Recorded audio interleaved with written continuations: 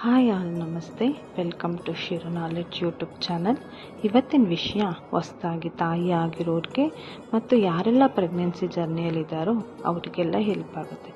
Breast feeding ಅನ್ನೋದು ಒಂದು ಅದ್ಭುತವಾದ ಜರ್ನಿ, ಬಟ್ ಅದರಲ್ಲಿ ತುಂಬ ಅಪ್ಸ್ ಆ್ಯಂಡ್ ಡೌನ್ಸ್ ಇರುತ್ತೆ.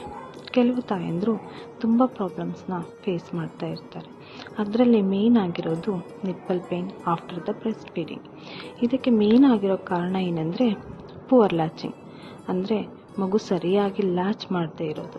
ಮಗು ನಿಪ್ಪಲ್ನ ಮಾತ್ರ ಸಕ್ ಮಾಡ್ತಾ ಇದ್ದರೆ ಆಬ್ವಿಯಸ್ಲಿ ಅದು ಪೇನ್ ಬರುತ್ತೆ.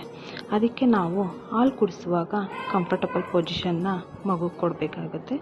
ಮತ್ತು ಮಗು ನಿಪ್ಪಲ್ ಜೊತೆಗೆ ಬ್ಲ್ಯಾಕ್ ಪಾರ್ಟ್ ಅಂದರೆ ಏರಿಯೋಲಾನೂ ಕೂಡ ಸಕ್ ಮಾಡಬೇಕಾಗತ್ತೆ. ಮಗು ಲ್ಯಾಚಿಂಗ್ ಪ್ರಾಪರಾಗಿ ಮಾಡಿದ್ರೆ ಪೇನ್ ಬರಲ್ಲ. ಮತ್ತು ಯಾರೆಲ್ಲ ಪ್ರೆಗ್ನೆನ್ಸಿ ಜರ್ನಿಯಲ್ಲಿ ಇರ್ತೀರೋ ಅವರೆಲ್ಲರೂ ಕೂಡ 7 ಮಂತ್ ಆದಮೇಲೆ ತುಪ್ಪ ಅಥವಾ ಕೋಕೋನಟ್ ಆಯಿಲಿಂದ ಬ್ರೆಸ್ಟ್ ನಿಪ್ಪಲ್ನ ಮಸಾಜ್ ಮಾಡ್ಕೊಳ್ಳೋಕ್ಕೆ ಸ್ಟಾರ್ಟ್ ಮಾಡಿ. ಇದರಿಂದ ಮಗು ಬಂದಮೇಲೆ ಹೆಲ್ಪ್ ಆಗುತ್ತೆ.